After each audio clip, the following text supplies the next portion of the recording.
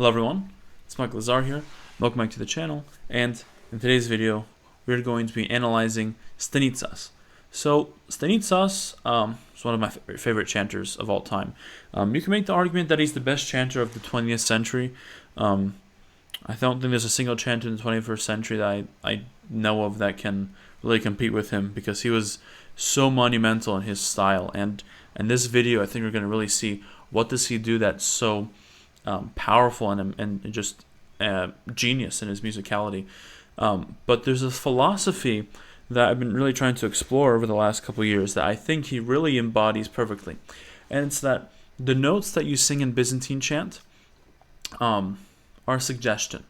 The notes are skeleton. And you as the chanter can interpret it however you want, as long as you're within that skeleton structure. So the pulse is generally right. The thesis structure is generally right. But beyond that, you can modify however you like. This is not something I recommend beginners do.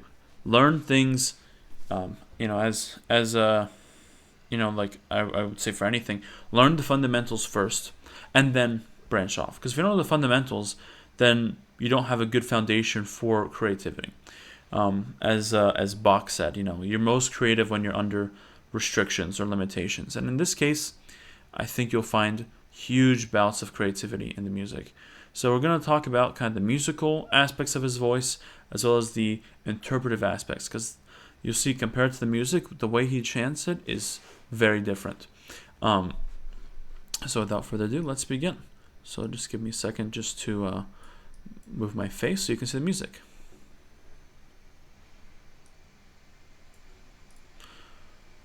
And if you don't know, this is the doxassicon for St. Thomas Sunday.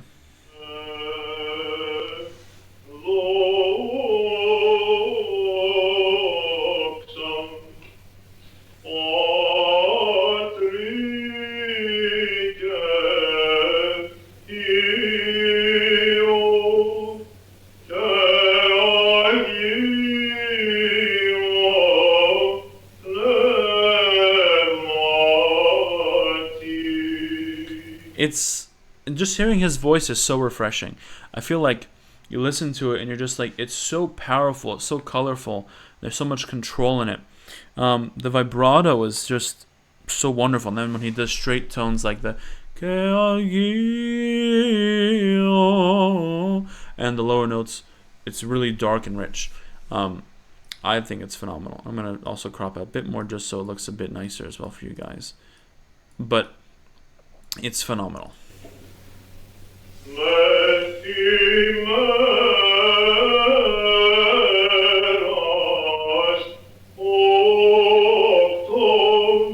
So he adds extra beats in here to create a thesis that is a substitute for this thesis. Functionally, they're very similar, basically the same, but what he does is he adds an extra beat here to add the music that he wants to add in. It's like ras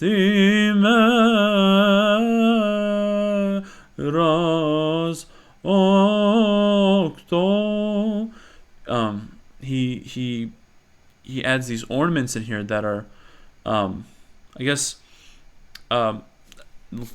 follow the skeleton, follow the notes, but are much more elaborate. So rather than singing 1, 2, 3, 4, 5, 6, 7, 8, 9, 10 notes, he sings maybe 30, and it's traditional to do that.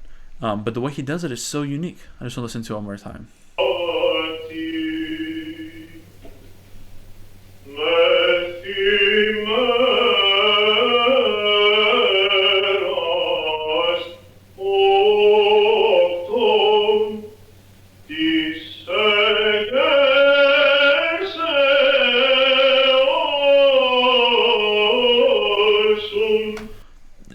It's a master class in just everything, expression and ornamentation. But he does this almost quartal idea, that's what it is, moving on fourth. So rather than doing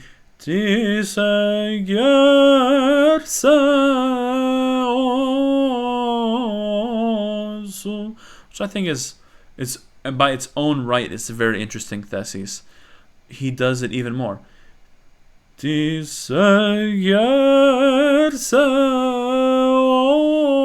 he does the so. So it follows the thesis skeleton, the same structure, but it looks very different. I guess compared to the music he's doing. So let's listen to it one more time.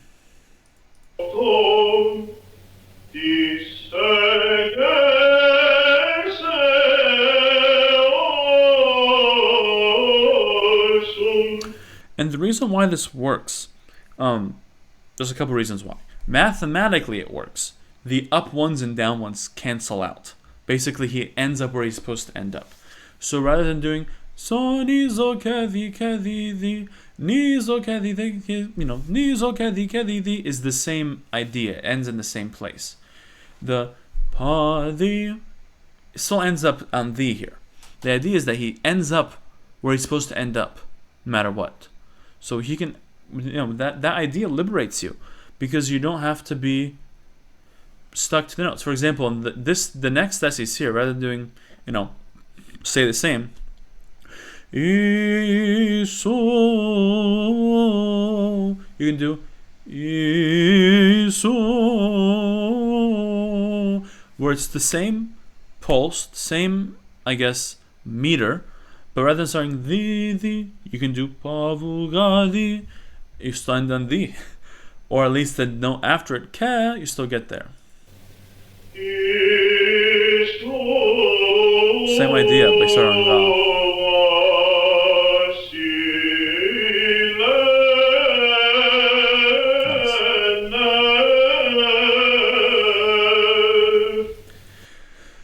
Again, it substitutes a different thesis in here, and it's less ornamented, but it's more expressive and dramatic. So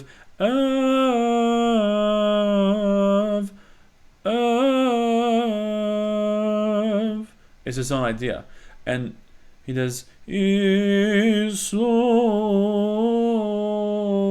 va instead of va so va si le, he does this va si and then sorry va si le. So the le is still the right note, but he goes all the way down to ni on this note. Very different, but again, it's the same philosophy that you can end up on the right note eventually, but the phrasing and the ornaments are just out of this world.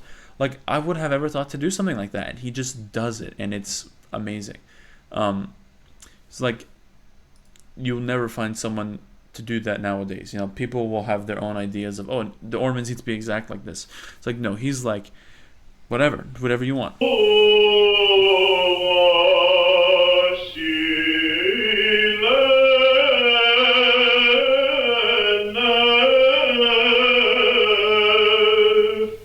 Wow, nice.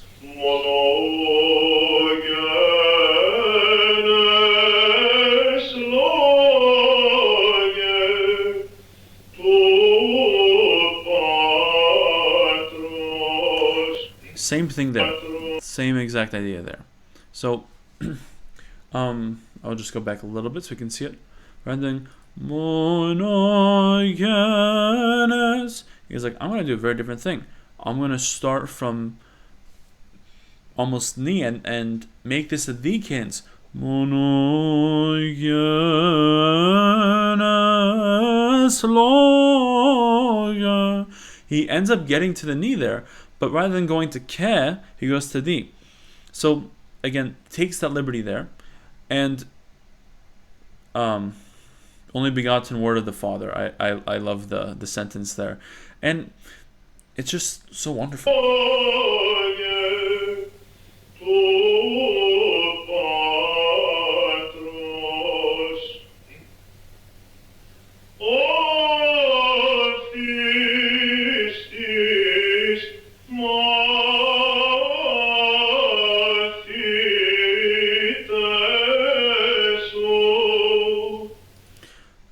Nice.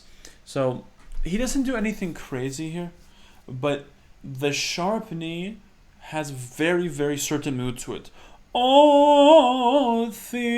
It's not a very, it's a very dramatic sound. It's not very typical to hear something like a sharp ni as a downbeat.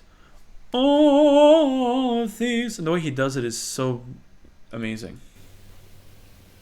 Oh, thieves,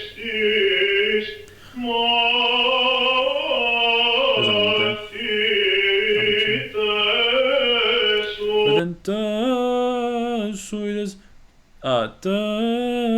so just an alternate.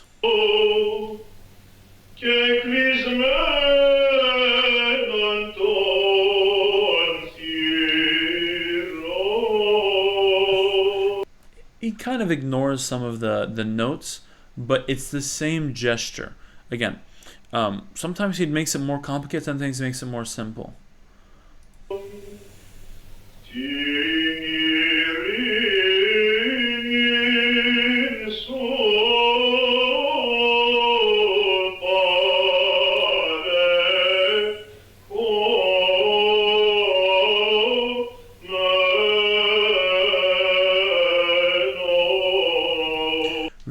So he really leans into the tone 1 aspect of it, because he knows where the music's going here. So rather than the ka, he's like, I know it's gonna be zo here, so I'm just going to sing whatever really will take me there.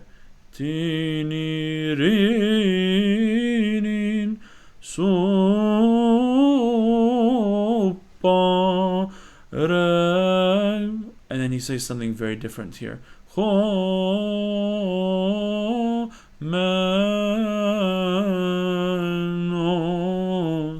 So, part of this is also just, you don't need to start from the note that's there. Now, this is, again, something you do in a solo work. In a choral work, you can't do that. But in a solo work, you have that freedom.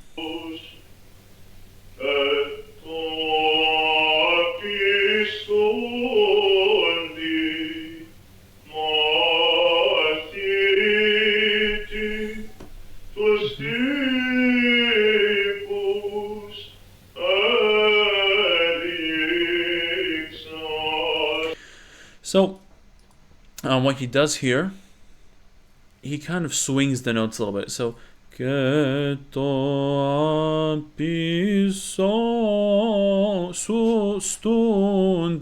I was not looking. What he does here, he kind of, he kind of unbalances the notes. Rather than making it 1 1 1, he kind of changes the balance.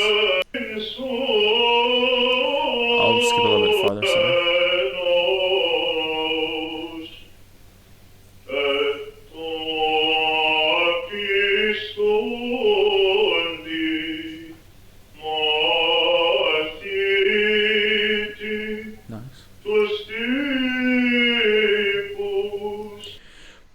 Then again, another one of those interesting, I guess, just ideas of unbalancing the notes. To staples. He does something much more almost, you can almost find it more like recitative or like syllabic reading, where it's not really in the meter as much there. He kind of comes out of the meter and then comes back in. Very interesting.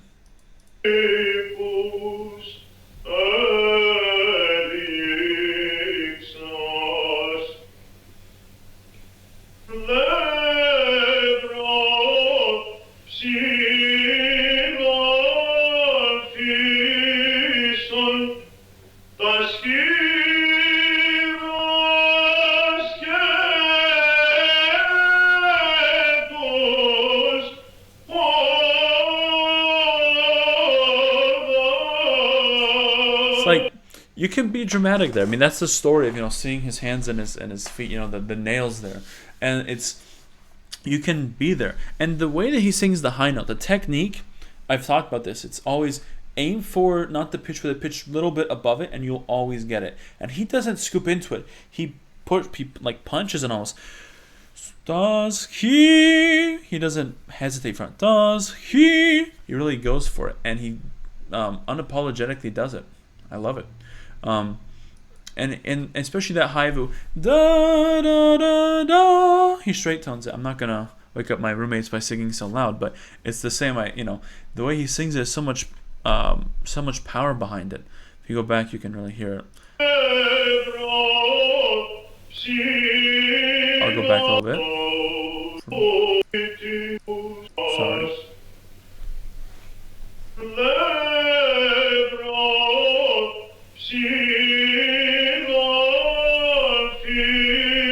Scoop there. So he doesn't go to ke-pa, he does the pa. And I think the pa is almost even more stark than ke-pa. The fifth is a bit more open, but more dramatic than the fourth.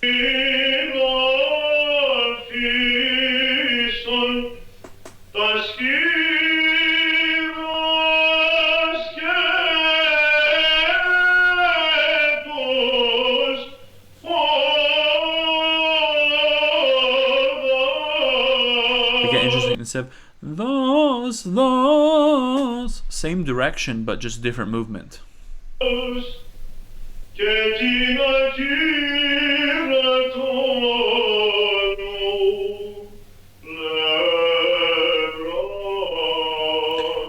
Again, same idea as before. It almost feels like recitative there. He just kind of says the notes without singing what's written.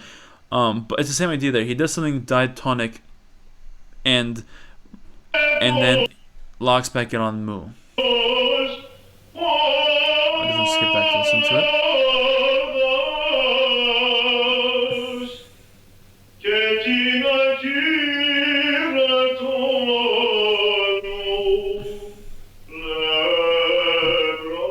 He locks back in there.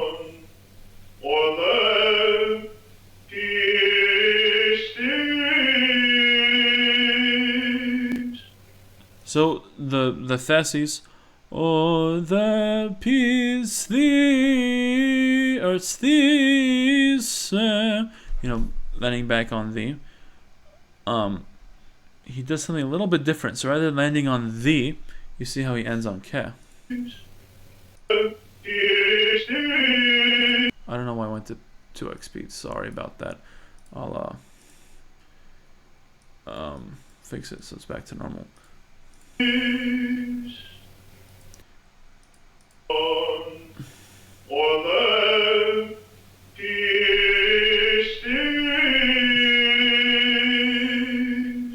he does.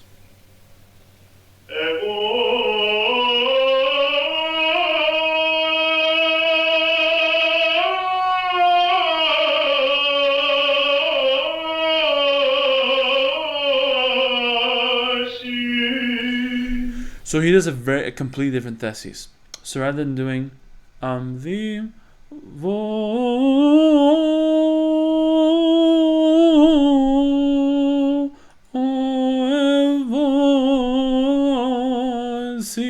he does something different. So he connects evoasi as one word, and he does something very different. He goes to haiga instead.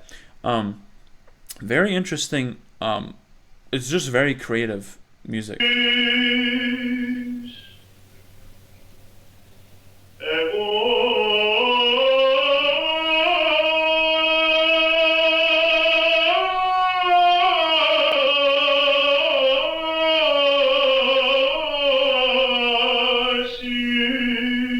Nice.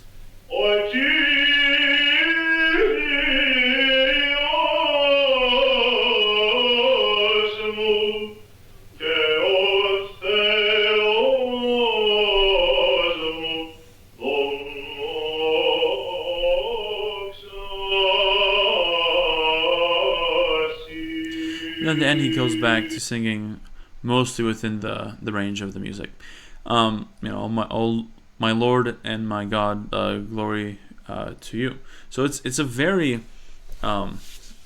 just very expressive and musical interpretation of that piece.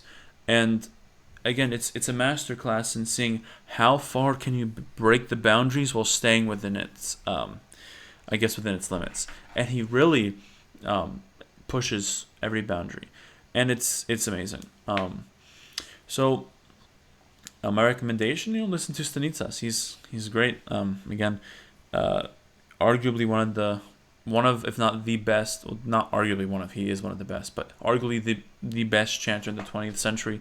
And I even argue that I don't have, maybe there's no one in the 21st century that can match someone like him, because he is out of this world. So, how you found this video interesting?